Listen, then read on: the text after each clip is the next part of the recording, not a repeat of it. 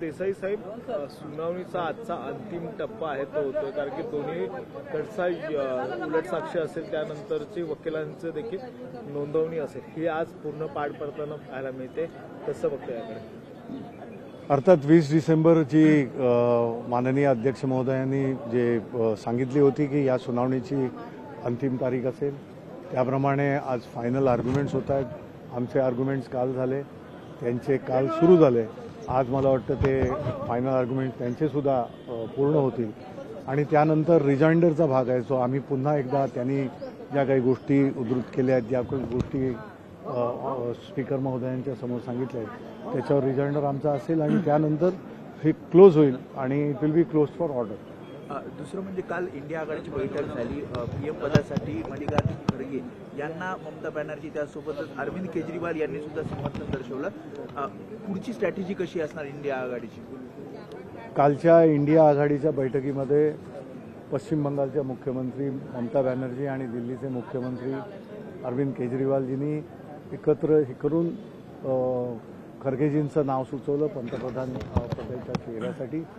परंतु खरगेजींनी स्वतः जे स्पष्टीकरण दिलं आहे ते महत्त्वाचं आहे की या घडीला इंडिया आघाडीमध्ये जे सर्व पक्ष आहेत, 27-28 पक्ष, या सगळ्या पक्षांनी मिळून जे धोरण आखलेलं आहे आणि जे भारतवर्षातील सगळ्या नागरिकांना, लोकांना, सर्वसामान्य लोकांना सुद्धा हवं की याच्यामध्ये, या सत्तेमध्ये परिवर्तन आणायचं आहे. त्यासाठी पहिलं जिंकणं हे महत्त्वाचं आहे आणि त्यानंतर बाकीच्या गोष्टी या लोकशाही पद्धतीनं चांगल्या रीतीने सगळं सोडवलं. उद्धव ठाकरे सुद्धा काल म्हणाले होते पत्रकार परिषदेमध्ये बैठकीच्या आधी की एक चेहरा हवा आहे.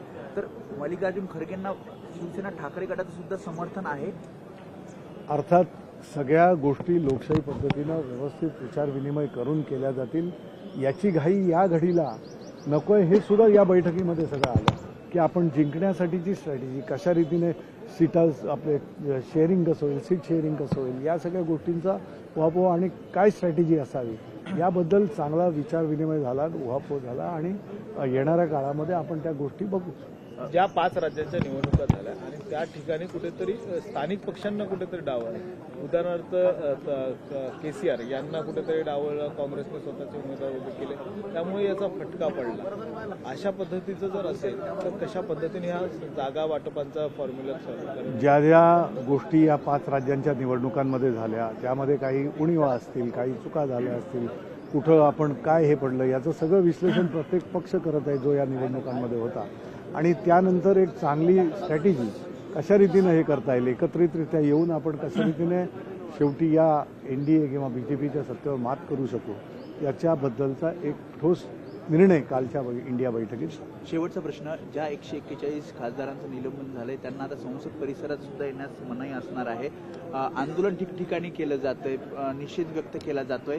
पुढची स्ट्रॅटेजी विरोधकांची काय असेल?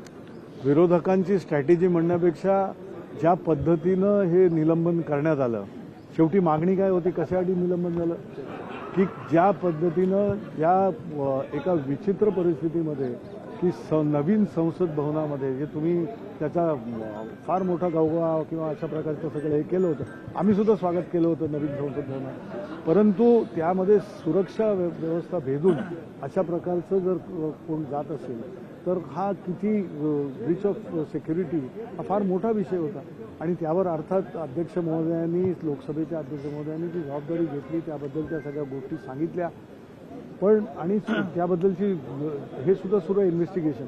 परंतु एक माफक अपेक्षा होती की गृहमंत्री जे एरवी सगळीकडे सगळ्या सांगतात त्यांनी येऊन फक्त सभागृहामध्ये निवेदन करणं एवढीच मागणी होती.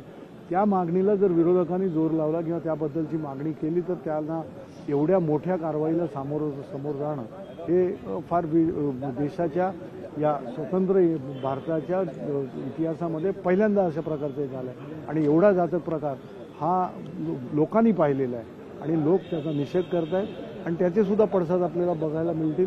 सगळीकडे विरोध होत आहे, आंदोलनं वगैरे हा तर भाग आला, देशभर होत आहे, कारण ही चीड लोकांमधली आहे. एक शेवटचा प्रश्न, तुम्ही मुंबई असेल, दिल्ली असेल, या सगळ्या सुनावणीमध्ये पहिल्यापासून आहात. आत्ता देखील नागपूरला जेव्हापासून सुनावणी सुरू आहे, बुलेट साक्षीच्या वेळेस तुम्ही सुरू होतात, काय वाटतं एकंदरीत निकाल तुमच्या बाजूने लागेल, काय अपेक्षा आहेत? निकाल सत्याची बाजू धरून लागलाच पाहिजे आणि आपण सुद्धा माध्यमांचे प्रतिनिधी आहात, तुमच्या सुद्धा प्रतिक्रिया आम्ही ऐकतो, तुम्ही सुद्धा बोलताय. त्यामुळे सत्याच्या बाजूने निकाल लागलाच पाहिजे. ही फक्त राजकीय पक्षांच्या म्हणजे आमची राजकीय पक्ष म्हणून त्याच्या प्रतिनिधींची कार्यकर्त्यांचीच अपेक्षा नसून सर्वसामान्य जनतेची आहे. आज जे काय झालं, जे असा प्रकार कधी महाराष्ट्राच्या संस्कृतीला माहीत नव्हता, अशा प्रकारच्या गोष्टी घडल्या झाल्या सगळ्यांनी डोळ्यांनी पाहिलेलं. त्यामुळे याच्यावर निर्णय झालाच पाहिजे आणि शासन होणं हे राज्यकर्त्यांचं कर्तव्य, शासन करणं हे राज्यकर्त्यांचं कर्तव्य आणि अध्यक्ष महोदय त्या बाबतीमध्ये निष्पक्षपाती निर्णय देतील आणि महाराष्ट्राला देशाला अपेक्षित असलेला निर्णय घेईल. हा जो निकाल आहे तो इतिहासात असणार, कारण की पुढे जर कुठली अशी घटना घडली तर हा याचा निकालाचा अर्थात ऐतिहासिक निर्णयच असला पाहिजे, ऐतिहासिक निर्णय येईल. आणि जर तो कुठे इथे आला तर मग आपण कुठे चाललोय, देश कुठे चाललाय, राज्य कुठे चाललंय, लोकशाही खरोखर जिवंत आहे का, मग त्या संविधानामध्ये असलेलं 10th शेड्यूल जिवंत आहे का, या सगळ्या गोष्टी पुढचे प्रश्न आहेत. Okay, thank you sir. लोकशाही मराठी ऐका, पहा, जागरूक रहा.